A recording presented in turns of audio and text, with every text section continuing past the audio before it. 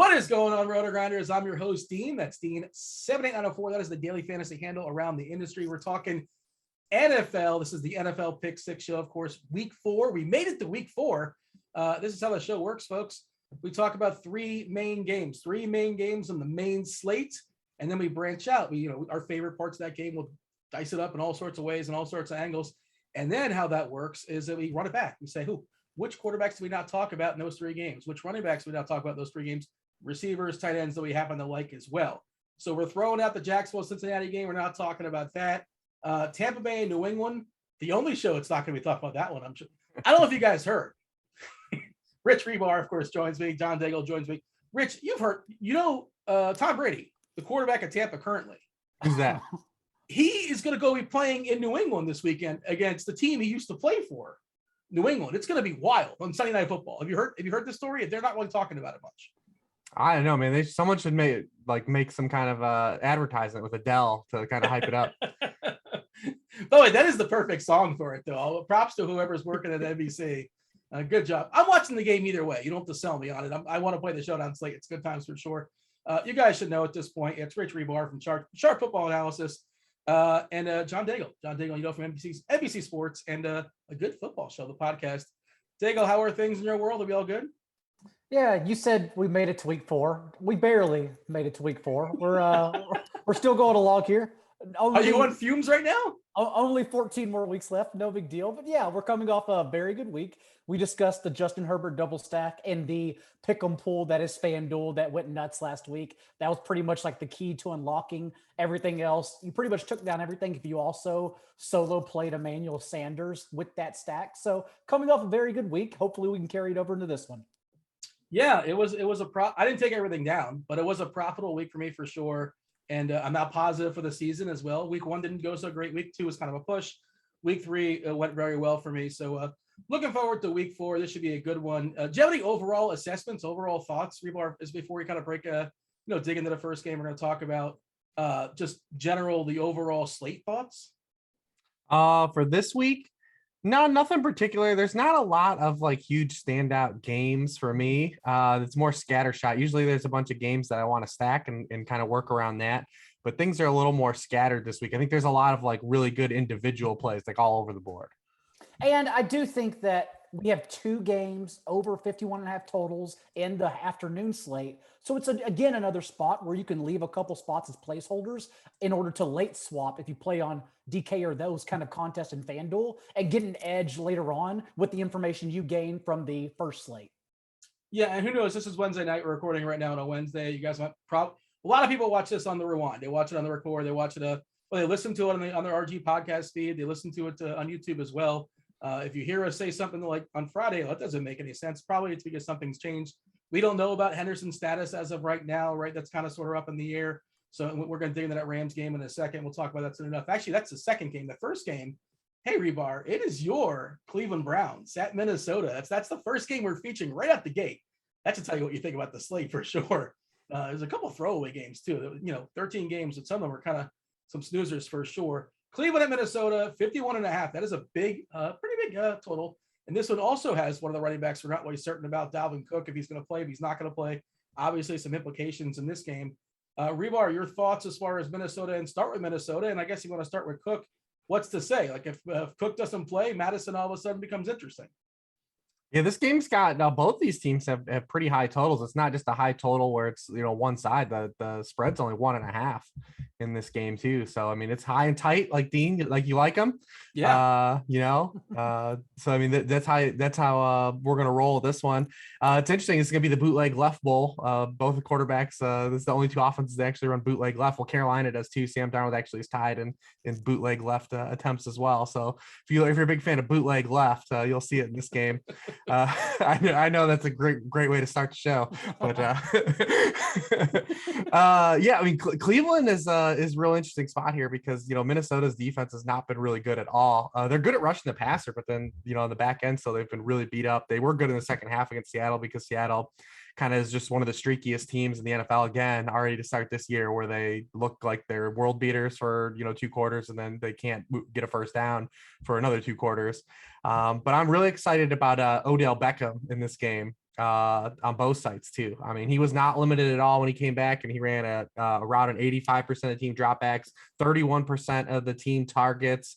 If you look at Minnesota, they've allowed top 30 scoring weeks to Jamar Chase, T. Higgins, DeAndre Hopkins, DK Metcalf. They've allowed 11 yards per target to opposing wide receivers. It's 31st in the NFL. With this kind of group of, ancillary jabronis and this wide receiving core that the Browns have, and this gaggle, hodgepodge of tight ends that aren't really that exciting, I think Odell Beckham is an objectively strong play in this one. Yeah, Hooper and Njoku, Harrison Bryant. I mean, it's hard enough picking like between one or two tight ends. If they're going to run all three, it's really hard to play any of these guys. Maybe one falls in the end zone. I have no clue which one it's going to be. Daigle, jump into your thoughts as far as Beckham. And yeah, one of those jabronis was DPJ, Donovan Peoples-Jones. He wasn't named, but I figured that's who you were implicating. Maybe like Anthony Schwartz as well too. But it's, we know Landry is out, but it's just hard to get excited. Remember when people were grabbing Anthony Schwartz on waivers? Was that a thing in season long? It was. Oh boy! But to be fair, like the first couple of weeks, everyone grabs everyone because you usually have you never know spots, at the end, and then we have to wait to see like what actually pans out for everyone. But I spent all my fab on Mitchell week 1. I just went 1,000 all in. How'd that work out for me? Blowing your fab is the way to go. You just don't have to worry about it the rest of the way. Yeah, can't take it with you. You can't pass it down to your children. There's no point in having it. Who cares? I do like Odell Beckham, but I like him as a run back because I really like the Vikings offense in this game.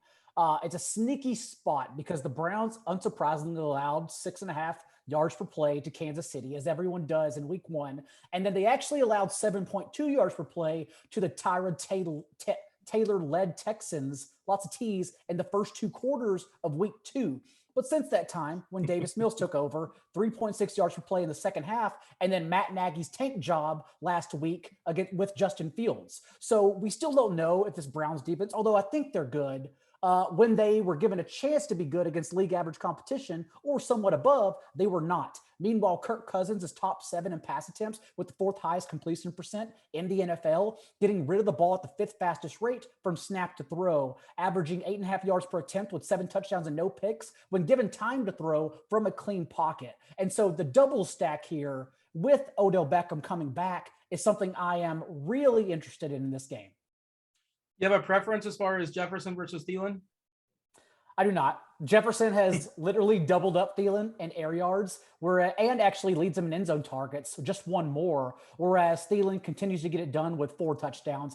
He just seems to never go away. And we know, like last year, the Browns allowed the 8th most fantasy points per game to opposing wide receivers. And even though they're top 6 this year, we know Davis Mills and Matt Nagy haven't really given us a chance to gauge that stat. So they could still be poor against wide receivers, which makes Osborne a thinner play as well, since his rate numbers, snaps, routes run on Cousins' dropbacks are the same every week. It's just a matter of who's going to win the whack-a-mole game between him and Tyler Conklin. Last week it was Conklin. Conklin is kind of sort of one of those cheapies that might make things work from a tight end perspective. I was running some optimals before the show, and it all sort of depends how the week unfolds. If some salaries kind of open up or some cheapies kind of open up, but it was like him and Evan Ingram. If you want some cheap tight ends, I know nobody's enthused, but the Evan Ingram hype is getting wild. Everyone just looks at his snaps and routes run and everything. He had 2 catches last week, off career lows and catches and receiving yards per game. And the only season he stayed healthy last year. And I assume that's because Jason Garrett. So just because he's out there, now everyone getting the hype for him it's a wild thing to see. That's the same reason why people are excited about Kyle Pitts, right? Also, he was a lot of draft equity too, but he's out there a lot. He is out there. Yeah. Jump in. He is the tight end 9 in PPR leagues right now, so good for him. Oh boy, my 1 season long team. I happen to have him on my team. I didn't reach though, for the record. Nobody cares about my season long team. I'll move on. Hribar, do you have a thought as far as your favorite Minnesota receiver, or is just kind of like 51-49, kind of a coin toss essentially? Well, I like Jefferson the most. He's the one guy that's a tangible ADOT, and the targets have been there. Adam Thielen's average depth of targets just 6.8 yards so far to start the year. Not very encouraging. He doesn't score a touchdown. You see the low yardage totals and low yards per reception right now. Maybe it changed. So we're only 3 weeks in. So there's stuff that can still, kind of oscillate and swing in his favor. But Jefferson's the guy getting the real targets right now. So he's kind of the guy I would still, kind of glom onto of the guy to be excited about. Stealen's price is still really high too on both sides as well. It's like he's an elite alpha receiver instead of a guy that just scores touchdowns. And I do wonder if he's going to get lost in the shuffle with like Cooper Kupp, Devontae Adams, Tyreek Hill. Like it's a big receiver week. Yeah, we'll talk about Kupp soon enough. The tricky thing is he's been phenomenal. He's been amazing. He's probably wide receiver 1 in the season, I assume, in season long, but he's expensive now. Like at least there's some sticker shock where he's never been as pricey as he is, but of course it's fully justified. We'll talk about that soon enough. Chubb versus Hunt, is it anything more than like a tournament play? It's neither one of them's just, getting a ton of usage. They just sort of eat off each other necessarily. It's, it makes both of them hard to trust. Hribar, do you have a favorite as far as Chubb versus Hunt? I guess if you think it's going to be on the comeback, Hunt is probably the better play if they're down. Chubb, of course, can always break off that 80-yarder. Who cares? Thoughts? Yeah, the gift and the curse of the Browns running backs, right? Like when these guys don't score touchdowns, neither of them are very good. Nick Chubb was coming off an 8-game run where he scored a touchdown and finally didn't score a touchdown for the first time in 8 games. And you've seen it was just hollow yardage, the 80 yards, and that's all you get. He didn't have a catch. Hunt has been one of these guys since he's been with the Browns. He's played 19 regular season games with the Browns. And in the 10 games he scored a touchdown, he's averaged 24.8 PPR points per game. And the other 9 games, just 8.6. So it's really kind of like heavy-handed shifts, these guys getting into it or not. If you want to say like maybe the Jarvis Landry injury, which, he only missed last week, was made Hunt a larger part of the passing game plan, which it was. That rolls over, maybe you go there because he matched a Cleveland high of 7 targets and 6 catches. Those were the two highs that he had all of last season as well. So maybe that helps him and that stays kind of sticky. But yeah, I mean, these guys, when they don't score, they kind of leave you a little bit of a hollow yardage that you don't really get. Maybe the reception swing in Hunt's favor, but neither one's really going to get push 20-25 touches usually, unless it's a little bit inefficient. Like Chubb finally had an inefficient game last week and it kind of added up to some more touches, but they're really tricky guys, especially because Chubb is never cheap. I guess I'm looking at their, go ahead. I was just going to say, if you knew before the game that the Browns won by 20 points and Chubb had 22 touches, you play him across every site. But, without the touchdown, he gets just barely over 9 points on FanDuel, which is insane for his salary. The Vikings run D is trash though. Like they're 31st in DVOA adjusted line yards on defense. They're good at rushing the passer, but they give up splash plays, and I guess you're going to chase splash plays. There's no splash play runner like Nick Chubb. He's going to be good leverage if you can get there mentally, because everyone's going to see Odell Beckham's price, and then everyone's going to look to the top where Derrick Henry is, maybe without Dalvin Cook and Christian McCaffrey. Instead, everyone's going to look down to pay it running back since we get JT with a bad price on FanDuel, Sony Michel, Elijah Mitchell, and a couple others. Like everyone's just going to hone in Chuba Hubbard as well. So like Chubb is in that spot where basically no one's going to see him as a good leverage play off Beckham this week. I'm just thinking I'm looking at their snap count and they don't total over 100% any week. They hit exactly 100 in week 1. Why don't, especially with their shortage of their talent at receiver, what have they? I guess it's not something they want to do, but why not have Hunt line up as like a slot receiver? Is that not something that he can do? I don't know. Just a thought. I guess it's not happening. Well, I can't make that happen. We know Donovan People-Jones and Anthony Schwartz can't do it, so you might as well trust something else. That just seems weird to me. Is Osborne a fraud? Or last week he wasn't very good. He had that big splash play earlier. Is he still somebody that's interesting, kind of sort of someone as a cheap dart? He's still 3.7, I think, on DK. Yeah, Daigle hit the hit. Daigle nailed it. I mean, like both of their usage for Osborne and Conklin hasn't changed any week. It's just the targets. Like even last week, Conklin spiked the 7 catches, 70 yards and a touchdown, but he ran around on 62.5% of Kirk Cousins dropbacks. Whereas the other 2 games, he ran around 63% of Cousins dropbacks. Literally nothing changed. It's look at the targets. And I genuinely think it's just him or Osborne every week. And if you're in a spot where you need a cheap receiver in a double stack, if you're playing Cousins, then I think Osborne is just fine. I don't think it's thin at all, especially if, optimizers and everyone's going to come in on Conklin. I think he's great leverage. Well, that's a good segue. We'll talk about the Carolina versus Dallas. Dallas here is a 4.5 point favorite, 50.5 as far as the total, which feels like a low number for a Dallas game. I'll let you open this up here, Hribar. So what I've seen after 3 weeks, the numbers, I think the DVOA is always also talking about Carolina having a really good defense. But of course, you look at their matchups. Is that a product of their defense actually being good? Is it because the matchups have been like very positive? And does it matter because Dallas's defense is really good, the offense is really good, so who cares? They're gonna go through anybody. Yeah, I mean, all of that I believe has some merit of truth to it. I was asked to give my surprise player of the year at Sharp Football this year, and my surprise unit was the Panthers defense. I thought I was really high on them coming into the year, all the young talent that they added, and I thought it was going to come together. And they had a great opening schedule, and they've destroyed that opening schedule. Phil Snow has them doing a lot of different things. Last year, they, as from a personnel stance, were forced to sit back and like not really blitz and play zone coverage. Now they're mixing up, doing a lot of like different 3-3-5 wide stuff. They're doing a lot. They've been actually blitz heavy to open the year. The problem is you don't really kind of want to blitz Dak Prescott right now. Carolina right now is blitzing the third highest rate in the league, 39%. They pressure the quarterback at league high 48% of the dropbacks, but Dak has actually shredded the blitz this year. So I mean, they might want to dial it back this week. We'll see what happens. I mean, I think that they're good, but they're going to be tested for the first time, because I think one of the big positive things early in the season is Kellen Moore. I think Kellen Moore's game plans have been really phenomenal to start the year, based on kind of what opponent weaknesses are, really ahead of the tendency of how teams are going to play them. We've seen that happen every week, from the Bucs game in week 1 to the Brad Staley defense in week 2, and then last week, against the Philadelphia Eagles on Monday night, who also just wanted to sit back in zone coverage. So the last 2 teams they played have really kind of just sit back, shell coverage, not really wanting to get beat by the pass, and said, hey, Dallas, we want to run all game. Like, we're not going to put anyone in the, in the box at all for you. If you want to run the ball. And Dallas has said, okay, we're going to do that. So we'll see if Carolina does that. They've been really good against the run to start the year. Like I said, they're going to mix up their looks, be a little more aggressive, not just as one note as the last 2 defenses Dallas faced. So it's going to create a different opportunity, because I don't know if people really will kind of go crazy on the Dallas side, like the passing game. Maybe they will. It's early in the week, and I don't know. But Dak really hasn't hit a ceiling since week 1, because they've been running the ball a lot.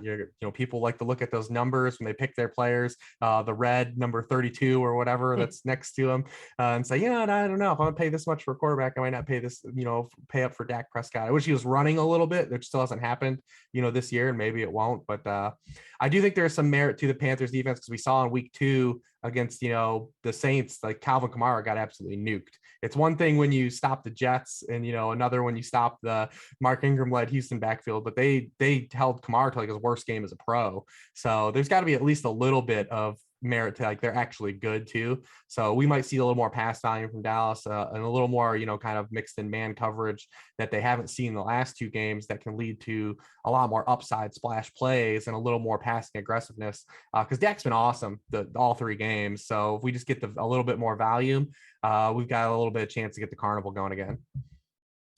Daigle, what do you think they want to do, Dallas, as far as their offense? They didn't have to do a ton against Philly, and they kind of ran the ball a good bit because that game was over pretty quickly.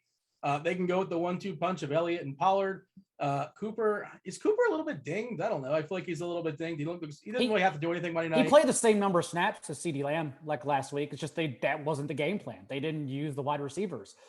Cooper 4 targets, CeeDee Lamb 3. They used Dalton Schultz creatively, actually, scheming up plays. Even his second touchdown, I believe it was just 2 guys on one side of the field. Cooper goes left. Dalton Schultz runs right. Whoever takes the safety with them, the ball goes to the other guy. And it happened to be safety went with Cooper because, of course, it's Dalton Schultz, and Schultz exploded. So it's just they can literally do whatever they want. Even if you go to the backfield, Ezekiel Elliott has out-touched Tony Pollard 51-35, and Elliott is also second in routes run among all running backs behind Najee Harris. Tony Pollard is 50th overall, but Pollard has still commanded one more target, 8-7 over Zeke. So they literally just do whatever they want.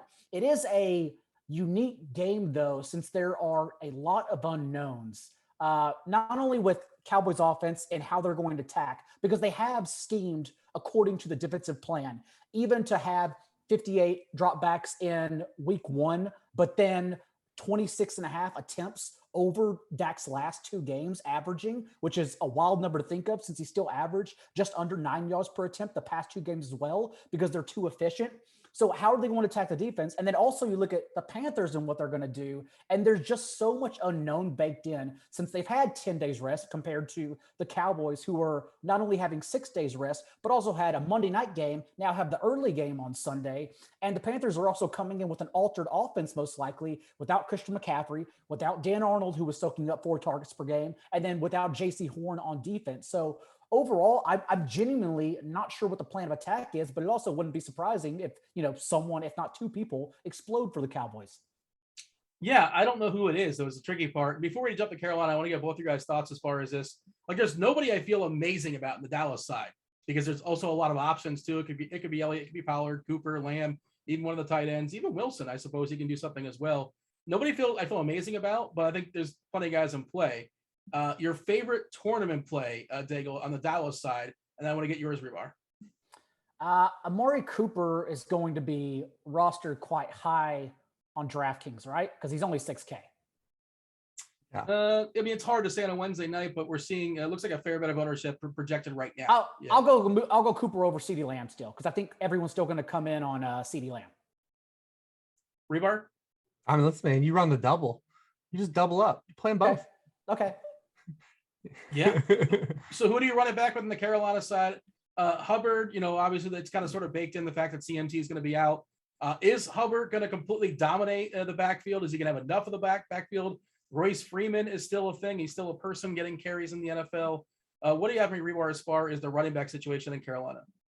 Well, after McCaffrey left the game last week, I mean, Hubbard did. He played 73% of snaps. He had every long down and distance snap. He had every 2-minute drill snap, and he had 2 of the 3 short down and distance carries. So it was basically a domination. Now, is that something that is going to happen week to week? We don't know. It'll take a little bit of guesswork, but in replace of McCaffrey last week, it was all Chuba Hubbard. So I mean, that's kind of what we look at. I mean, if you're going to be a road dog, you want to have the guy that's getting all those long down distance snaps and 2-minute snaps. And then, Dallas also has not been good against opposing backfields. I mean, they're 28th in yards per carry allowed to running backs, and they've allowed 14.4 receiving points per game to backfields, which is 29th in the NFL. So at his price, I mean, it's a mentally weak play, but sometimes the mentally weak plays are the ones that we make.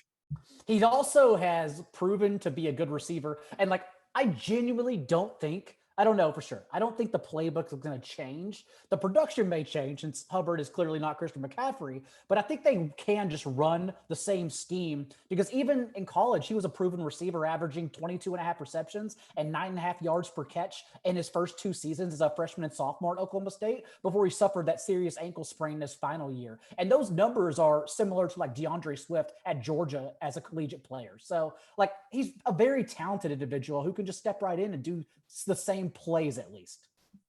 The loss of Arnold, does that do anything to the offense? Does that elevate anybody, or is it limit condense the target tree, or not really? I mean, is Tommy Tremble going to be a thing? That's not going to be a thing, right? It's a fun name to say, and he siphoned a touchdown on the showdown slate. I'm not bitter about that at all. But is he a thing going forward? Is Tommy Tremble a thing? I mean, I don't know if Tommy Tremble is a thing. Like I said, 4 targets per game. Generally goes away. I don't know if Robbie Anderson is a thing. Sam Darnold has averaged 35.5 attempts at 8 yards per attempt when he hasn't needed to all year since they haven't had a play run at trailing, and that they haven't been in a competitive game as they've had one of the easier schedules all season. And this Dallas defense, I think, is getting slightly overblown because they're more of a bend don't break unit, living off of a league high 8 turnovers while being top 3 in yards per play and raw passing yards allowed and only registering 4 sacks to date. So Darnold is currently bottom 6 and percentage of his throws 20+ yards downfield. But again, he hasn't been pushed by any opposing quarterback or team just yet. So I do wonder if now maybe an increased rate 11 personnel without Dan Arnold, maybe without Christian McCaffrey, we see more DJ Moore underneath, more Robbie Anderson deep. Who is the big beneficiary in all this? Although the way it works now in DFS, because everyone's too sharp, I really do feel like everyone's going to run any double of Dallas players back with Robbie Anderson and hope that he's involved more. Yeah, he flopped last time out, of course. Well, you mentioned the bottom 6 as far as throwing the ball downfield. I haven't seen this list. I'm going to play the Family Feud game. I'm going to derail the show. Big Ben. Roethlisberger's got to be number 1 on the board, right? Yes, maybe, possibly. Do you have that in front of you? I'm pulling it up right now. It is none other than Jimmy Garoppolo, the lowest rate. Okay, I'll just go down the list really quick. It's Garoppolo, Cousins, Daniel Jones, Jacoby Brissett's 4.2 yards per attempt, and surprisingly enough, Justin Herbert. Oh, so not Big Ben. Oh, I just I thought his ADOT was like 3 last game or something like that. Would you believe that? Would you believe that Roethlisberger has had the highest rate of clean pocket in the NFL? And he's wasted it. Absolutely. Yeah. Oh, it's going nowhere. How many backup quarterbacks? Honest question. How many backup quarterbacks would be better? Like would be an upgrade or at least a lateral move? Maybe even his own. Like Mason Rudolph for the Pittsburgh Steelers. He had a lot of talent just like rotting away. Trubisky would be better. Trubisky would be better. We may talk about that game when we get to the positional plays. I'm derailing the show. I apologize. You guys got anything else as far as Dallas, Carolina, or shall I move on? Yeah, I don't know. I mean, there's lots of good. Well, on the Carolina side, yeah. I mean, I think the receivers are fun. That DJ Moore has been smashing. Everyone's excited about kind of him being like a true alpha wideout. His roles kind of changed. They've got religion and are using him as a full field wide receiver. So the strength of schedules play out really well. I mean, he even avoided Marshawn Lattimore in week 2. Not that it really probably would matter because he's been good against the Saints regardless over the course of his career. But maybe if you look at just the way teams have played against Dallas so far, that maybe they use Trayvon Diggs like Blinky the Red Ghost who shadows Pac-Man. You can get a little bit of opportunity here on Robbie Anderson because the ancillary guys, the secondary wide receivers for teams that have faced Dallas have smashed. Antonio Brown 5 for 121, Mike Williams 7 for 91 and 1. Jalen Reagor even had 5 for 53, even though no receiver popped, but he was thoroughly better than Devontae Smith, who was kind of nuked by Trayvon Diggs in that game on Monday night. So I mean, there is a little bit there for Robbie Anderson. The problem is just, his marriage of role in the offense right now. I mean, his average depth of target is almost double what it was last year.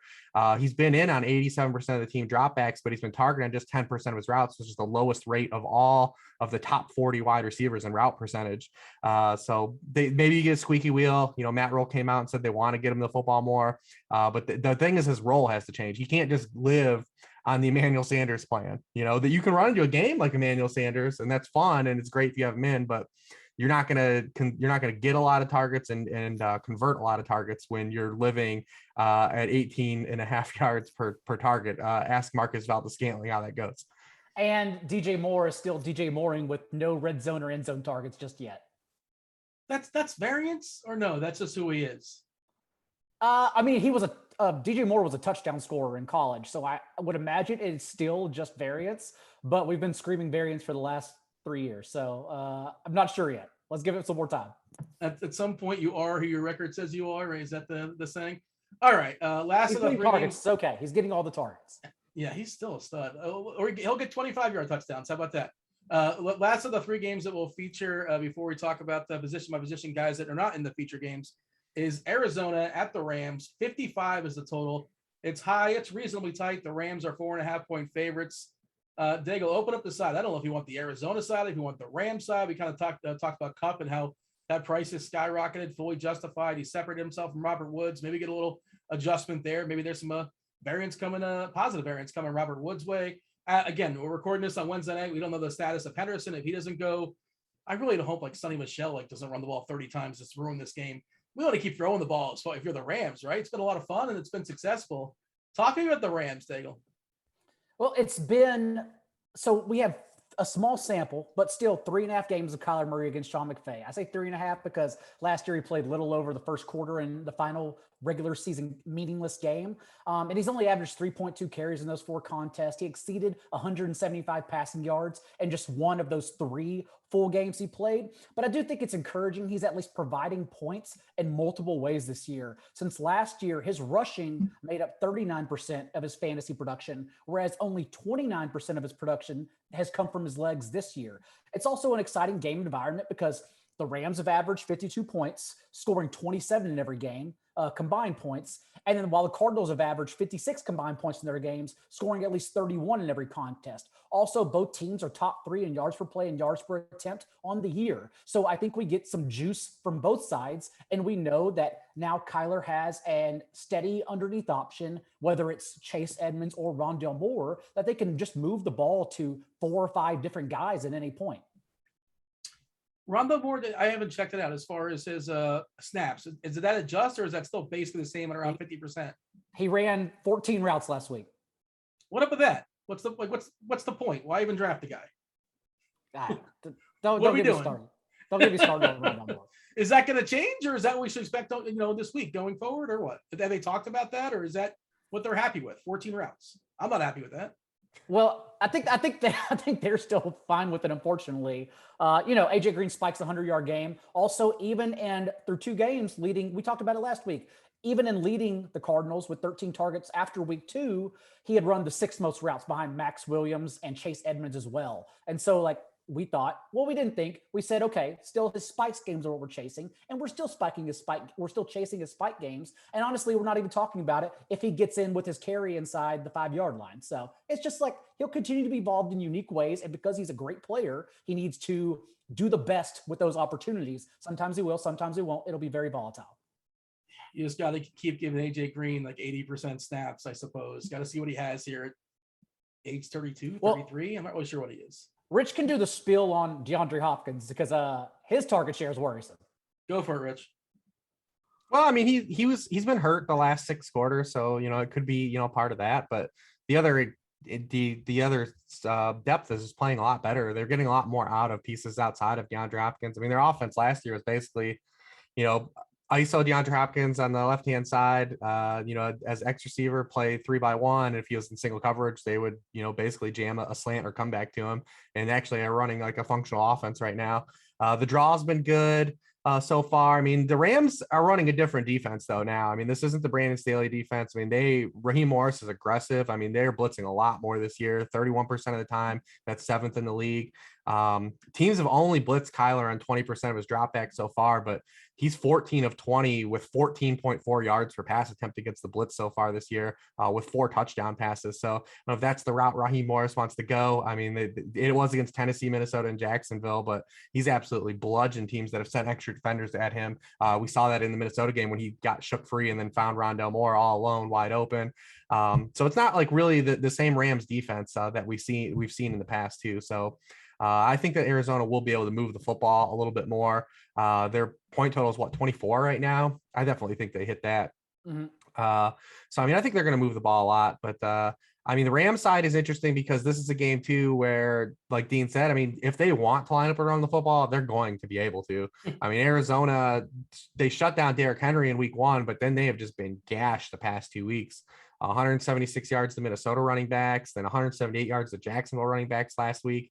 It sounds like Darrell Henderson's going to play. Maybe Sean McVay said that he thinks he's going to play, but not 100%. He practiced today kind of in a limited fashion. So we'll have to wait and see. Both guys are pretty cheap, but the problem was you'd rather just know that it's just one guy, right? Like instead of seeing. So the big worry now is that because Darrell Henderson got nicked up, is he going to go back to that 100% snap share he had to start the year? Or is it going to be now kind of more of a shared backfield moving forward? And that for DFS is going to be hard because no one knows going in.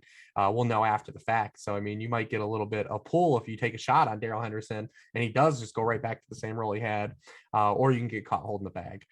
So we'll see what happens there. But it is definitely a matchup where the Rams can line up and run the football if they want to against the Arizona Cardinals, which is no fun because we want them to drop back and throw it. I mean, if Tampa would have done their part last week, we wouldn't have had 23 Sony Michel touches in that game.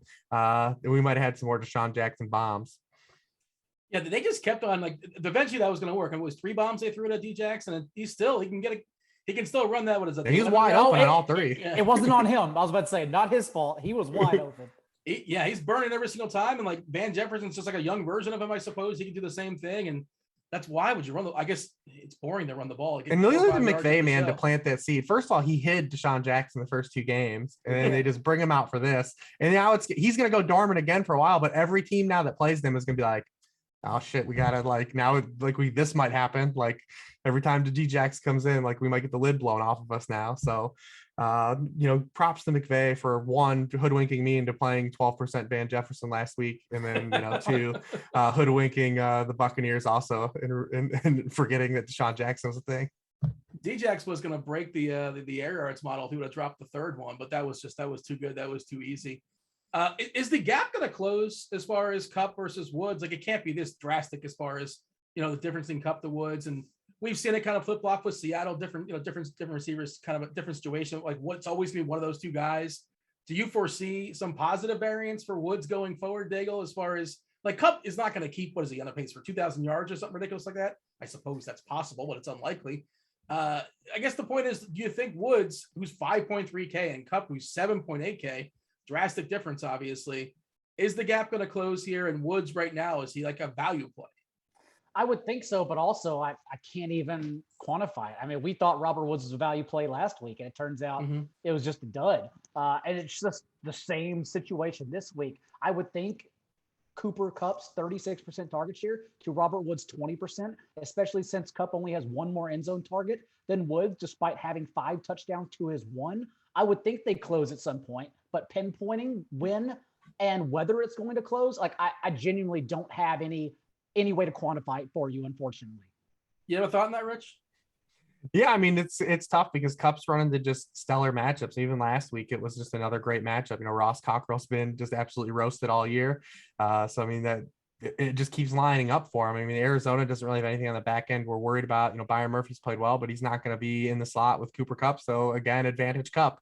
But yeah, he's not going to end the year with a 36% target share. We do know that. I will bet against that.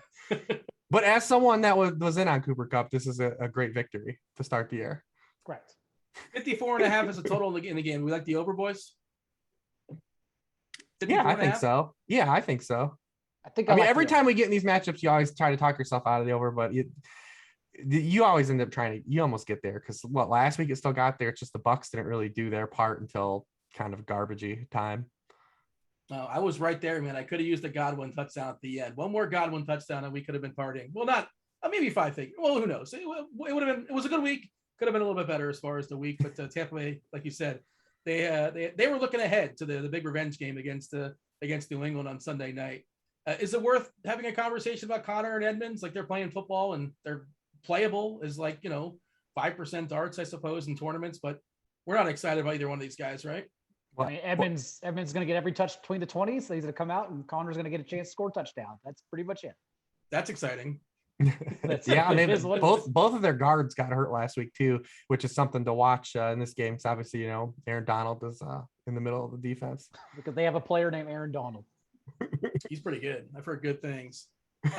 Ready to move on and talk about the position by position, and we're done with this game, right? I think we're moving on. Yeah, sure. All right. Before we officially move on, we want to talk to you guys about Jock Market. Jock Market, stop throwing your money away. It's time to check out Jock Market, the app where daily fantasy becomes a stock exchange. You buy and sell shares of players in real time for real money using real American dollars. Download now for a 100% deposit match up to $50. Use the promo code GRINDERS. That's GRINDERS. Download Jock Market in the app and Play stores, or check it out at jockmarket.com. That's Jock, JOCKMKT.com, and use the code GRINDERS for a 100% deposit match up to $50 on your deposit. All right, let's talk about some quarterbacks we did not talk about in the games we featured. I think this is one of the more interesting games of the week there, Hribar. Buffalo, I believe, is the highest team total on the board. If not, it's like, decimal point difference. So Buffalo's going to score, right? We presume they're going to score a fair bit of points, maybe 30, give or take. I don't know if Houston's going to cooperate or not, but how long is Buffalo going to feel like they have to, pummel this Houston team? They love the throw. We saw it last week, and Allen didn't do anything the first 2 weeks, and he was a guy who was kind of buried as far as ownership, and he was fabulous week 3. We talked about Sanders as well, and we'll talk about some receivers too. Like, we really haven't seen the Diggs game just yet. What do we do with Josh Allen this week, basically, is the question. And there is a run back who's been fabulous on the Houston side we can talk about too. I mean, you play him. I mean, 32-point team total against the Houston Texans. I mean, if they hit that team total, that means that they scored a lot of points. I mean, we always get this with every team, right? Anytime it's super lopsided game, the high score wins, like, well, they'll take the foot off the gas and the game script will be run heavy. Listen, if the Buffalo Bills are going to score 40 points, Josh Allen had a good game. I'm gonna put a stamp on that pretty much. I'm going to say that probably happened. Yeah, I mean, everyone's waiting for Diggs. I think he'll be popular, especially in this matchup. We've all been kind of waiting, especially because, DJ Moore, he had such a good game, and DJ Moore probably could have 200 yards in that game on Thursday night. So we've all been waiting for Diggs, and people are going to go back to, well, there's really nothing to be scared of. All his usage is right in line. He's got a ton of targets. He's getting deep targets. We're just waiting for the lid to pop off. No reason to be scared. I know you might be a little bit disappointed, but he's also gone 23 straight games with double-digit PPR points. This is his longest streak in the league. So you're at least getting something, man. Like it's not like you're Allen Robinson out here trying to get 2 catches. But I think you just play Josh Allen. It's pretty simple as that. I'm going to play most of the quarterbacks we talked about already. And then you've got Josh Allen and then the KC Philly game. And I think that's about it. You run Josh Allen back with Brandon Cooks? You can. I mean, why not? The target share has been, he's another guy too, though. Like he's not going to have the share of targets. Like when we get to week 17 or 18 this year, he's not going to have this target share. There's just no way. He may not even be on the Texans by then. You're right. Yeah, that's true. That's a good point. Daigle, jump in here. Feel free to give your thoughts as far as Allen. One of the games we did not feature that certainly we could have, because but everybody else is going to know about this as well, is the Kansas City Philadelphia game. That is a huge total as well. 2 quarterbacks that are certainly interesting. 2 quarterbacks that have legs. Hurts and Mahomes. Shout out to Hurts for his post-game press conference. I don't know if you guys heard him talking about moving on from the previous game. It didn't go so well. It was a fabulous quote. Find that at your own leisure. Yeah. What do you have here, Daigle, as far as anything you want to add on as far as Allen? And I think it's really worth talking about that Mahomes game, a desperate Kansas City team, 1-2 currently against Philadelphia. That feels like a potential shootout as well. Yeah, and Buffalo still has a league high 108 pass attempts with a lead, a top 11 rate. So they're still more than 50% of the time throwing whenever they have a lead. So I don't even think, honestly, you need to run back Josh Allen. Like that may be the way to get creative. You just double stack them and move on because they're just going to throw the ball anyhow. Also, onslaught. Like you said, onslaught with no run back because it doesn't matter. And like you said, the Chiefs-Eagles game, interesting. I wonder how many people will go Hurts naked with Chiefs run back Tyreek Hill and Travis Kelce, because I don't think you necessarily need Devontae Smith, even though that would a player you'd likely go to, because as long as Hurts keeps averaging 8.7 carries per game, he'll get there in any game script. He was the QB 11 overall last week in that just beat down on Monday Night Football. So yeah, him. And then I think Russell Wilson is also an option. Leads the league in yards per attempt with 10.4, and the Seahawks have averaged at least 7 yards per play in all 3 of their games so far. Do you want to say what's up the chat? I haven't said a little chat just yet. Do like, do subscribe, do turn on notifications. Most of the people that watch this show, listen to the show, listen to it on a replay, but it is nice to have some people lurking. If there's somebody we don't talk about, I'm gonna do my best to throw them out there. It's worth comes up in the conversation. If it makes sense organically, feel free to throw some names out there. We're on quarterbacks now, running backs around the corner. Hribar, give me your thoughts as far as Fields. I'm told Nagy did a terrible job. My understanding, he did a terrible job as far as know your personnel and not understanding the personnel and just sort of the plays they were calling for him. Is he going to bounce back here against Detroit? Is it even worth thinking about, worth considering? It can't be any worse. I didn't watch the game. I just was watching Red Zone, and all I saw was Cleveland in the backfield. Like every play was Myles Garrett was basically playing for the Browns. He was playing for the Browns, but he was in that backfield sacking the quarterback pretty much every single time. Fields, not good after game 1. Will they adjust? Maybe. We'll see. Well, first of all, will he start? Is the next question. Well, yeah. Which is the first question, because Matt Nagy seems to be entrenched that Andy Dalton, if he's healthy enough to play, will start. It wasn't all Matt Nagy. Matt Nagy didn't help. Justin Fields, it's a problem he's had, since coming out of college. He's a guy that wants to line up and take deep shots. He's not a check down quarterback. He wasn't that way in college. He's going to stand in the pocket and he's going to look and survey the field pretty slowly and try to move the ball downfield. He had the longest, time in the pocket last week of all quarterbacks. It wasn't just the sacks. So it was both. It was a little marriage of the worlds. Like I said, Matt Nagy didn't help him. They didn't have any RPO game. That's also something Nick Sirianni's not doing with Jalen Hurts either. It's all scrambles with Jalen Hurts. Like he's doing no RPOs. We've got a couple coaching staffs here not really putting these guys into the best situations that they can be. It's the Lions, man. The Lions are terrible. If you're gonna hit any kind of flop lag, it's gonna be here. They're 31st in passing points allowed per attempt. They've allowed an 8.3% touchdown rate. Like if there's any chance, this would be it. Indoors too. So it's in Chicago. I'm sorry. So yeah. But I mean, yeah. I mean, listen, I'm probably not gonna play him and get cute with it, but I think people will play David Montgomery in that game for sure because they didn't run the ball. David Montgomery, I think, had 1 carry in the first quarter last week, and then his second carry came with like 6 minutes in the second quarter. So I do think they'll be a little more balanced if they do run Fields back, and regardless, even if it's Andy Dalton, but. I mean, I'm probably not going to do it just because it was so bad. We've seen how low the floor can get, and there's so many good quarterbacks we already just talked about. I don't think he'll make my pool. I see in the chat they're asking about Russell. Do we talk? I don't think we mentioned Russell. We mentioned Russell Wilson. Anybody have a thought on him this week? Yeah, Daigle did. I mentioned him. Oh, my bad. I must have missed it, or John must have missed it. Yeah, earlier. It's all good. No, I talked about him. I think it's a great spot.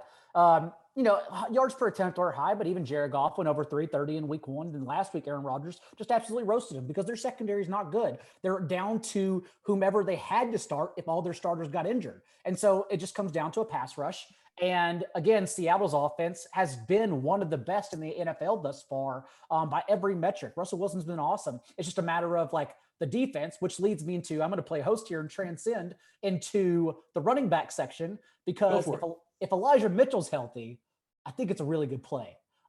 Just having total 38 touches through the first 2 weeks. And then now he gets a Seattle defense that not only allowed, most recently, Derrick Henry to go nutso as the overall RB1, and then Alexander Madison's big day last week, but even Colts running backs in week 1 totaled 198 yards against the Seahawks. So it's a great spot. And I would trust Shanahan because he did it before to play Mitchell over Sermon, who looks like Jason Witten, and Juszczyk, who had been in the league for 9 years, and he had a career high 9 touches. Like that's how they dispersed their backfield when it was only Trey Sermon available. So I would actually trust Mitchell, and I think he's a great pivot spot on FanDuel because he's only 200 less than Sony Michel, and also that's where you want to play him for the touchdown equity since he's not going to catch many passes. Yeah, fast forward to Trey Lance getting like 2 rushing touchdowns and the 1 yard. Oh, buddy, like that. I mean, if Trey Lance comes in, Russ is on. It's even more. We got to pick this thing up. Yeah, he just comes in as like the goal line back, though he plays the role of like Taysom Hill or whatever. And if he comes in, yeah. If he comes in, yeah. All right, let's move on to talk about some running backs. Who else do you have on your list? You want to fire off there, Daigle? Well, I had the Sony Michel pivot. Even if Darrell Henderson, I know we talked about this game, but like if Darrell Henderson's active, I kind of think Sony Michel is a sneaky play. Now, that could easily come back as a complete 0, but we know they hate Darrell Henderson. They have been looking for a way to get off him, citing his injury history in the past. So I wonder if they just like activate him, but then also just don't use them at all and just give Sony Michel the first shot at everything. So I kind of still like playing Sony Michel. Jonathan Taylor's an easy one because he's far too cheap. And we've seen what the Dolphins have done on the ground or allowed on the ground the first 3 games. But Jonathan Taylor is more of the FanDuel conversation, especially because he still leads the league in carries inside the 10-yard line. And so you just want the touchdown equity. But as we've seen, Nyheim Hines be involved for 13.5 touches in weeks 1 and 3 when Marlon Mack played 0 snaps, healthy scratch last week. It really just comes down to Jonathan Taylor. If Quentin Nelson plays. If Quentin Nelson's out, just forget it, even at his price. Just fade that. But 2, like, are the Colts going to be competitive like they were in week 2? Because otherwise, because they're not a good team, Nyheim Hines is to come in and play on 3rd downs and split the pass catching role. So I think genuinely playing Taylor, even at his low salary on FanDuel, just comes down to what happens with the Colts offensive line. And do you think they'll compete in this game? I mean, the Dolphins aren't pulling away from anybody in 2021, are they? I know it's a Jacoby Brissett revenge game. But like, there's only so much revenge that he can do. The Colts have registered the fewest sacks in the league. Like they're not even rushing the passer. Jalen Waddle, I'm ruining another pick here. 19 of Jalen Waddle's 27 targets have come against the zone, which we know Matt Eberflus perpetually loves. So like, it's kind of a really good spot for Miami's passing game, as crazy as that sounds. If you want to enjoy those 3-yard ADOT passes to Jalen Waddle. Jarvis Landry, 15 points, 15 catches is amazing. Well, you had 5 quarters. Yeah, that's true. All right. So Henry is going to be popular this week, I presume. Big time favorite against the Jets. AJ Brown is week to week. I presume he's not going to play this week. I don't know what happened to Jones. What happened to Julio Jones last week? Was he benched? Was he dinged? He had a leg injury. DMP also. He may not play either. So they're just going to give the ball to Henry 40 times. Is that the game plan? Is that what's going to happen? To be fair, he wouldn't have practiced today anyways. That's true. Okay. So I've heard different things, and I heard some speculation out there that people thought that maybe Jones was actually being benched and they covered up with an injury. I don't know. I have no idea. But so Derrick Henry seems like a really strong play this week. I think his number as far as total in the sports books is over 100. He's projected to get the DK bonus right out the gate, assuming he gets that 100. Plenty of volume to be there as well. Of course, he's kind of a game script guy, but you have to imagine they're going to be ahead of the Jets because it's the Jets, and the Jets don't really score points. Yeah, Hribar, do we like Henry this week? I mean, sure. He's expensive. He's the top running back. Do you usually like the top running back? Yeah, I mean, it's expensive though. It's worth paying up for. It's if he doesn't go nuts, and he's also one of those guys where like the rule is like if he's heavily owned, you're not supposed to play. If he's going to be low owned, you're supposed to play. And like that's the general rule. But is that? Can we throw that out the window now that he's actually catching a couple passes a game? Like that's the thing. Is that going to continue going forward? Do we presume that's going to be the thing? I mean, forward? you just said they don't have anyone else to throw the ball to. I mean, they got Jeremy McNichols. Yeah, Nick Westbrook. Chester Rogers. Yeah, I mean it's not pretty, man. So if Julio doesn't play, but I mean, if he for 10-2, if he has last week's 18 points, like it's on like that's not what you're paying for. Don't want 10-2 for 18 points on FanDuel. No, I don't want that at all. No, I need more than that. It's just not worth it for me because, those funds are precious. We live in the world of a salary cap. And if that's how much you're delegating that way, you want more money on the way back or more fantasy points on the way back. Kamara, do we like Kamara versus the Giants? Who wants to sell me on Kamara? I mean, this offense, like Jameis Winston hasn't thrown 23 passes in a game yet. Like I mean, that may not be a good, selling point against Kamara, but it's just the fact this offense is putrid. It is very clear their only goal is to keep Winston from turning the ball over and do as much as they can as slow as they can. And so who am I to say don't start Kamara in a week that no one else is going to roster him? But I mean, even this matchup against the Giants, the way you attack them is through the air, and the Saints aren't going to do that. So I don't know what to tell you. I have no idea what to tell you.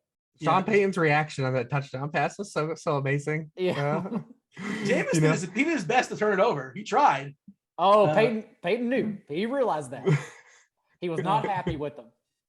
That was so weird. But you're a home favorite. 7-point favorite at home. You're only 24 points as far as your team total, and you're on the turf as well. And Kamara is such a big part of that offense. But yeah, that offense is just hard to rely on. But he's got to be in your pool, of course. You mentioned Montgomery in passing. Harris he's not going to get targeted 20 times this week, but if he's going to catch, 7 passes or 8 passes, especially in a 4-point PPR and Big Ben, I suppose they're going to roll him out one more time and dust him off. And it's so stupid because I wanted to come to this show.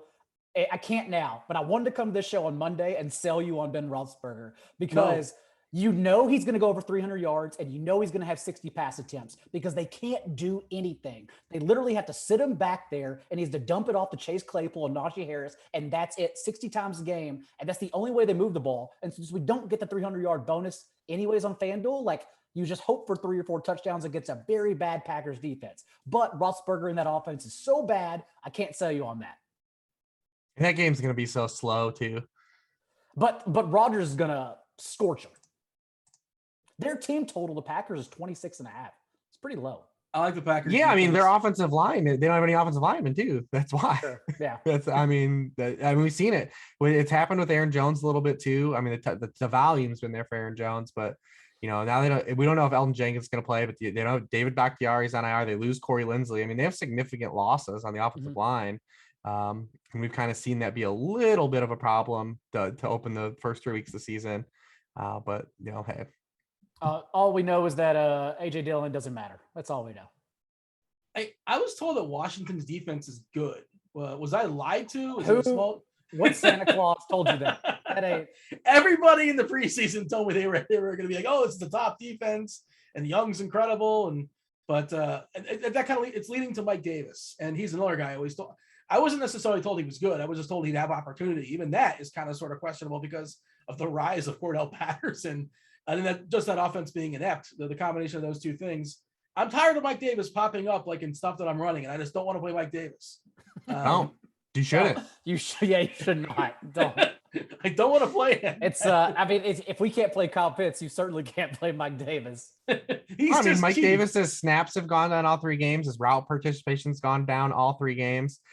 He's the quintessential dead zone running back. He was there because people thought he had opportunity, and you realize the fragility of that opportunity when you're not a good player. Yeah, that's the most important thing is like skill. Who cares? They're all skillful to some degree. It's opportunity, and it's shrinking and it's shrinking and it's shrinking. And also that offense is inept. And I know they're on the turf and whatever, and they're facing Washington, who may not be that good. Who knows? But yeah, I don't want to click on him. It's basically the point I'm getting at. This is me just getting my own pep talk. Do not play Mike Davis. Just take an X amount, Dean, right there. Yeah. Hit that X. And it's been the opposite for Kyle Pitts. Maybe that's what this segment should become. Just all the players we're not going to play, even though we like them.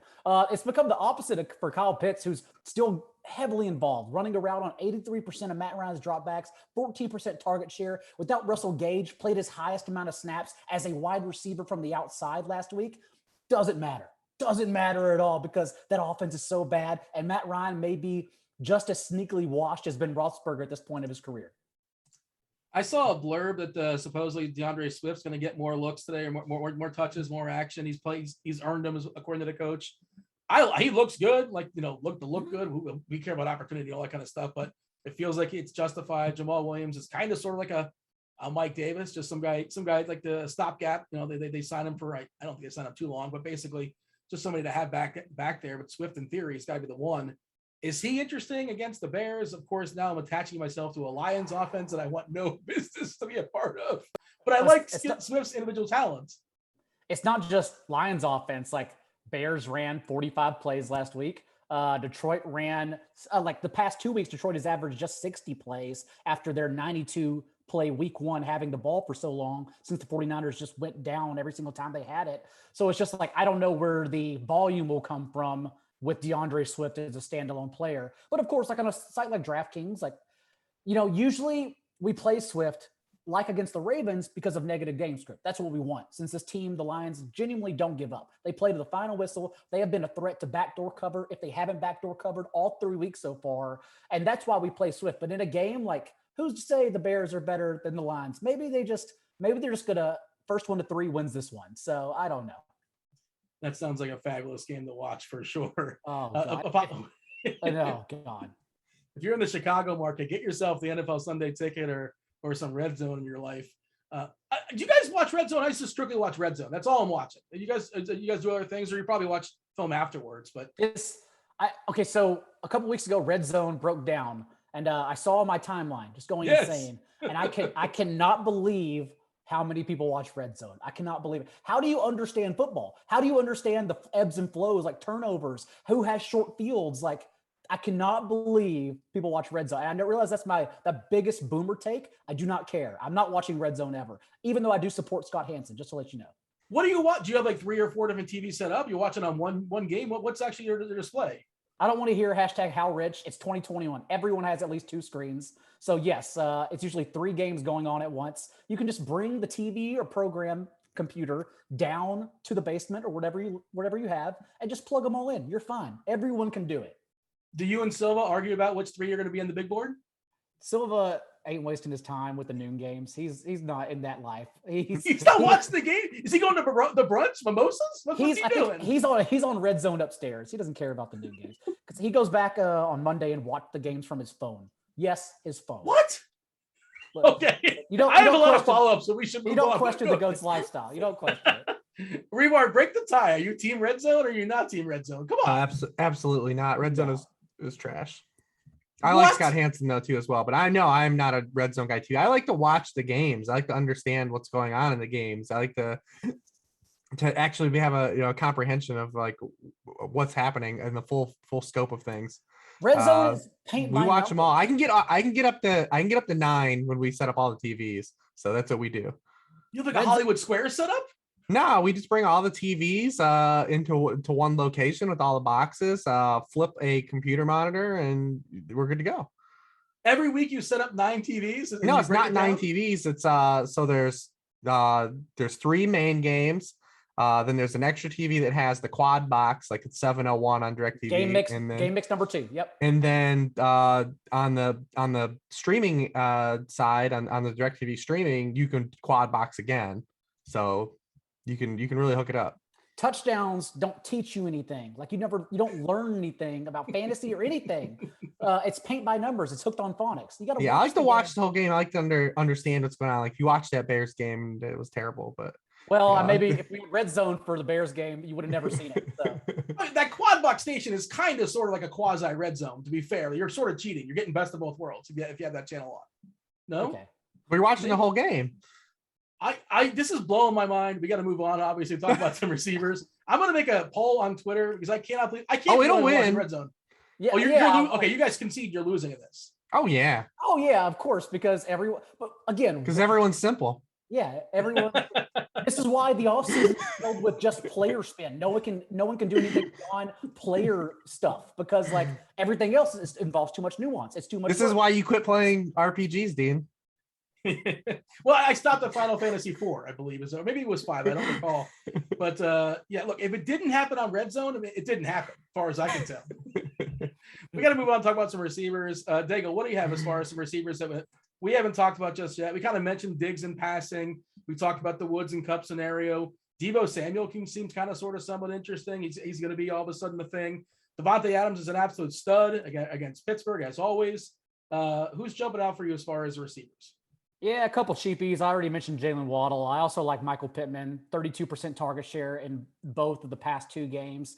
I think Corey Davis is a really good play this week because not only have a Titans defense, but also we finally get to see what this Jets offense is. And it may still be a burning hunk of garbage, but their first 3 games have literally been, both on paper and in the numbers, the hardest schedule in the NFL, and opening against the Panthers pass rush and then playing against Belichick, a rookie quarterback fed to Belichick essentially in week 2. And then last week, Broncos home opener in altitude. Now this is going to be the easiest test the Jets have had yet. And they don't have Tyler Kroft, most likely, or Elijah Mitchell, who's still going through the concussion protocol. So whether I have Henry in my lineup or not, I don't know. I think Corey Davis is an amazing run back that's going to come in vastly underlooked, even though we have no idea. Again, we don't know what this Jets offense is. I don't feel so dirty, kind of sort of recommending a Lion now that you kind of sort of somewhat recommend a Jet. So we're even. Is there a Dolphin you want to talk about? You did. Did you want to throw out a garbage player or a decent player on a garbage team? You want to add to the conversation? Nah, Reeves could take all the good players. Like, I mean, it's not hard to say, like, play Devontae Adams over Tyreek Hill. I will say, like, I want to get away from Cooper Kupp on FanDuel, given the 8,600. That's a wild salary since Adams is still commanding more and more targets as we move along. Like, even Valdez-Scantling went back to his typical 12% target share this past week as a boomer bust player. So yeah, I would just want to get away from Kupp on FanDuel. I mean, that 58% target share will shrink everyone else's. In the chat, Crafty Mouse says, Red Zone is 7 hours of no ad wonderfulness. How can you not like it? Red Zone is the greatest creation in the history of the world, according to Neil. Yeah, and also they said, you essentially have Red Zone when you have the quasi, like I was saying. You have the quad box. That's kind of sort of something. That's a cheat. Well, fair enough. Whatever. We'll move on. But we're going to make a poll on Twitter. Hey man, I don't want to see the Jets like ever. Like I was angry. You know, the 405 game last week was like the Dolphins and the Dolphins and the Raiders, which got hot the last 15 minutes. Game was fun. Yeah, but once it's 425, I don't want to see that team at all. I don't want to see that game at all. I want to see the good ones. I want to see the Rams. You're trying to miss Peyton Barber carries. Yes. He looked pretty I've good seen enough. I've hit the quota in my life in Peyton Barber carries that I want to see. Yeah, obviously Tyreek Hill is a really, really good play. He's always a really good play. Is he? Yes. Well, do you want to tell the people why Hill is good? Well, I mean, is he though? I mean, if they're not going to do things that they did last year, I mean, they're playing another team that's all zone based. Like the last 2 teams that they played. They're going to go. The Eagles are just going to sit back and play zone and make you either run the ball or do something different with Tyreek Hill. And the Chiefs haven't done that with Tyreek Hill the past 2 weeks. They did it at the end of last year. So let's see if they, get religion on kind of moving him around like they did at the end of last year. But the last 2 teams have literally just said like, hey, we're gonna play zone, sit back, we're not gonna blitz. We're just gonna play over the top coverage and not let Tyreek Hill go downfield, and the Chiefs haven't. Did you guys play Hollywood Marquise Brown last week by chance? Anybody? Oh yeah. Oh, sorry. I didn't get there. I got off, even though I did like that game a whole lot. I went elsewhere, but it's still, everyone complained about the drops. I understand being aggravated, but I just see it as, and I didn't have him, so it's easier for me to say this, but I just see it as a receiver getting open with ease 3 times, not just a drop 3 times. So he'll be fine. I just thought it was worth pointing it out because like we haven't mentioned a thing in that Baltimore Denver game. It's happening. Like, I don't know if people are going to be caring. And like Lamar Jackson he's going to be the quarterback people just totally ignore this week. But like for sure he can run off 100 yards in the ground. Like that's something he can do. Is there any interest in this game in tournaments here, Hribar, as far as going back to Brown? Watkins is kind of sort of been a thing to some degree. Even Andrews had his moments last week too. Or is this like a game that if you're running 100 lineups, sure, but otherwise probably a game you don't really want to focus on. Yeah, if you're doing like 150, I mean, he's not gonna, my quarterback pool, I always keep it like usually a max 4, so I don't think he's gonna make it. The Denver's had a really great draw defensively. They're probably somewhere a little bit less what they are, but probably inherently a good defense. I'm a little bit worried about the state of the Ravens offensive line, which has been a problem so far. We don't know if Ronnie Stanley's gonna play. Lamar has been pressured on 40% of his dropbacks. He's got a 45% completion rate, 6.5 yards per pass attempt under pressure, as opposed to 70% completions and 10 yards per pass attempt and kept clean. So, I mean, pressure has been a real problem for him. If are they able to get home, able to protect him? Definitely the outs there. Like if you're in, like he's going to be low rostered, and he has the rushing ability. But he's only had one good game out of the 3 so far. He's only had one QB1 scoring week. So he hasn't really had the high ceiling except for the one game, which was a Sunday night game, and we didn't even get to use it on the main slate. John in chat's asking about Ridley, who's been kind of sort of okay, but not elite in any game, getting a fair bit of targets. Daigle, do you like Ridley this week? If you want to extend that to Pitts, by all means, go for it. Reeves, you can talk about Ridley. I know you tweeted in depth about him earlier this week. Well, I would like for his price to really kind of significantly drop. I mean, to represent his play.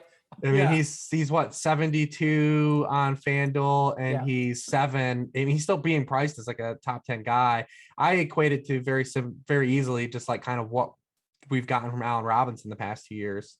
A guy that's really not in a great environment. It's getting a high target share and still is a good player.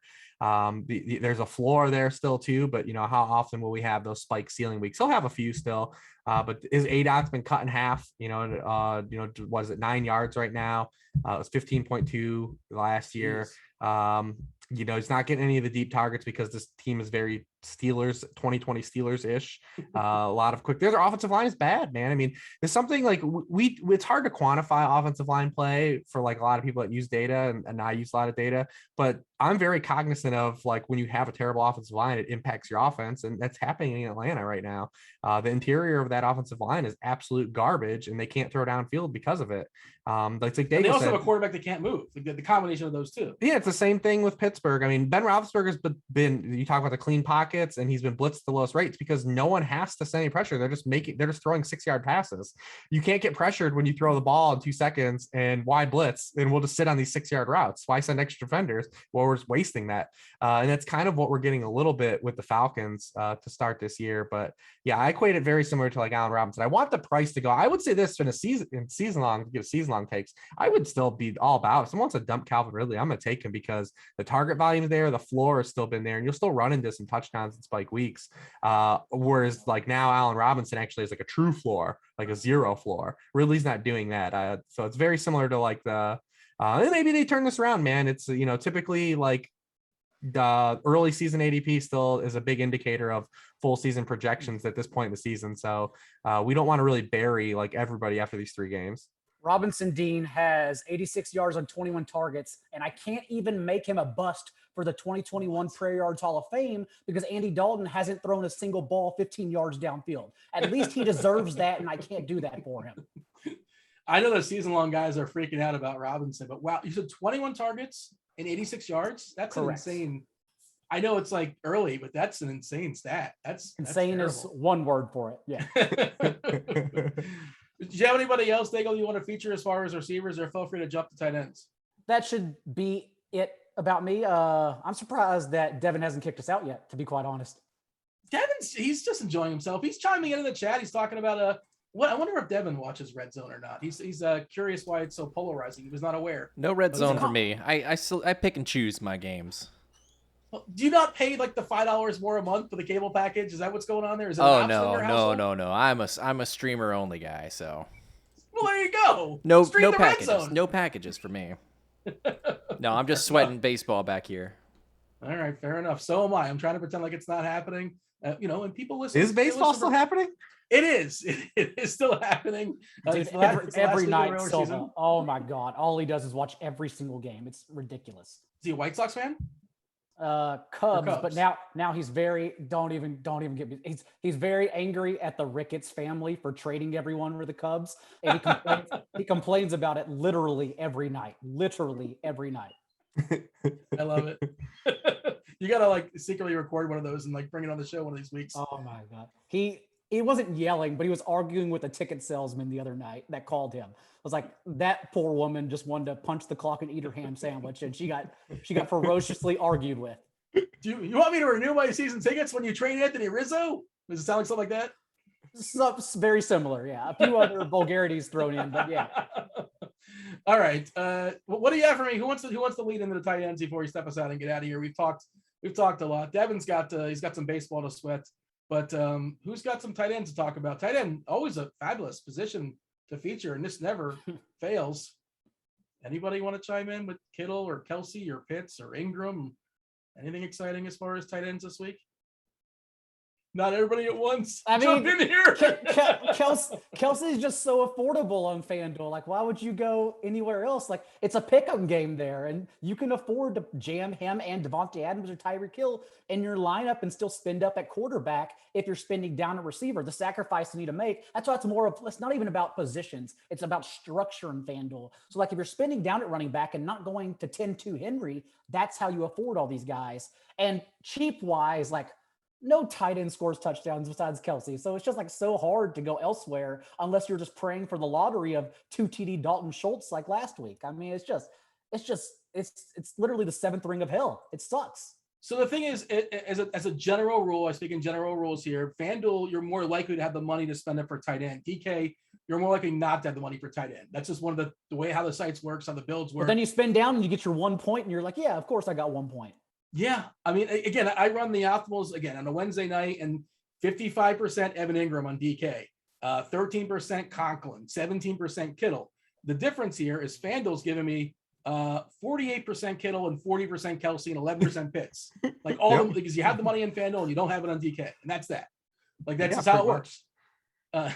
What do you have? I mean, well, and DK's pricing for the punt tight ends is different on FanDuel. It's like it's harder to punt tight end on FanDuel because of the way the salaries are set up.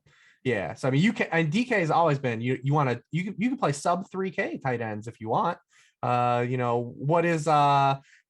could play Cole Kmet against the Lions for 3K if you want. Devin Ingram's 3K. If you want, your boy Tommy Tremble is 2.5K. Not my boy. I mean, what's Conklin's 3.5? I mean, yeah, you can punt there, and it's a position that you can punt and get away with. Whereas FanDuel, like you get to still pay like 4 or 5 for those guys, and it's like, oh, like that's gross, man. Like you have to pay up a little bit for them because of that.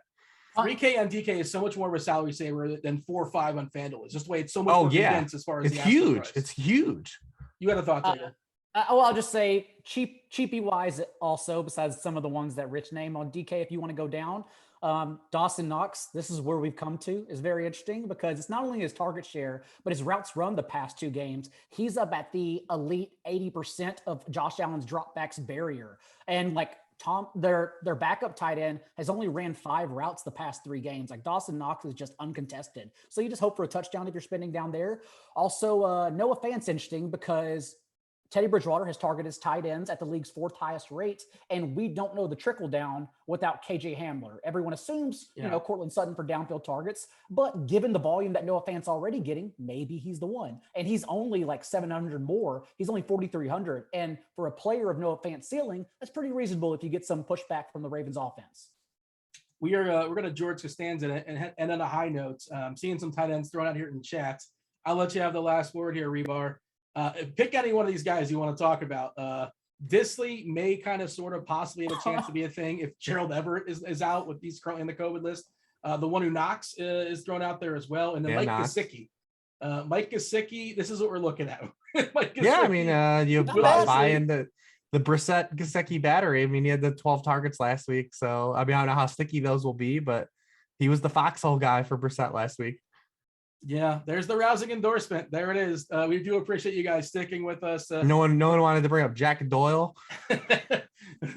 Doyle, yeah, not since like 2017 or maybe 2018 since I've rostered Jack. I just can't. Pat Freiermuth. No one wanted any Pat Freiermuth. I have a friend who he's like, he's like, oh, all my Steeler friends love Freiermuth. He's the next like Heath Miller. Of course, he's the next Heath Miller. But like, I can't get excited. I know he scored a touchdown last week. Whatever. I suppose he's kind of sort of somewhat potentially a dart, but it's hard to get excited about any of those tight end that nonsense outside the top 2, top 3. We do have to step aside and get out of here. We do appreciate you guys watching. Like, subscribe, turn on notifications. As always, again, everybody knows who Rich is. Everybody knows who John is. In case they don't know, Rich, where can they find your content? Yeah, sharpfootballanalysis.com, at Lord Reeves on Twitter with you guys every Wednesday. I like that. Let's incorporate the chat a little bit more. Be active, chat. Well, don't be active with Will Disley. Be active with somebody else. They threw out Higbee. Does that make it a little bit more exciting? Well, he's actually good, though. He was a good play last week. He's a good play this week. Yeah. Daigle, where can the people find your content? Tell them about your good football podcast. At NotJDaigle on Twitter if you want more of these takes, and then a good football show on both iTunes and Spotify. For a full feature DFS breakdown, we do our show, me and Kyle Dvorak, Friday, 6 p.m. Eastern, and it hits the feeds if you don't have time to watch it live, because who else besides me is sacrificing their life on a Friday evening? Hits the feeds on Saturday morning if you want that. Also, on my waiver column, if you're in the redraft streets, goes up every Tuesday morning, and I edit it throughout the day. Also do a chat on YouTube and Twitch. I'm basically doing 7 shows a week. If you need something, just show up and ask. Do appreciate you guys watching us live. Yeah, most of you guys watch us in the replay, but yeah, this is the benefit. If you watch us live, we can interact with you in chat. Makes it a little bit more fun. Feel free to like, subscribe. Oh, and it's 9:00 on a Wednesday. If you aren't aware, you probably don't know if you're watching this on the replay. 9:00 Wednesday night. We're here. RotoGrinders. Remember, red zone is bad. No, that is the worst. That is such a bad take. It's so good. It's the greatest invention since I don't know, PlayStation. I just thought 5. we might as well let it burn in week 4. Why not? I'm gonna tilt. That was Rich. That was John. This was the NFL Pick 6 show. Thanks for watching. I was Dean. We're out of here. Oh.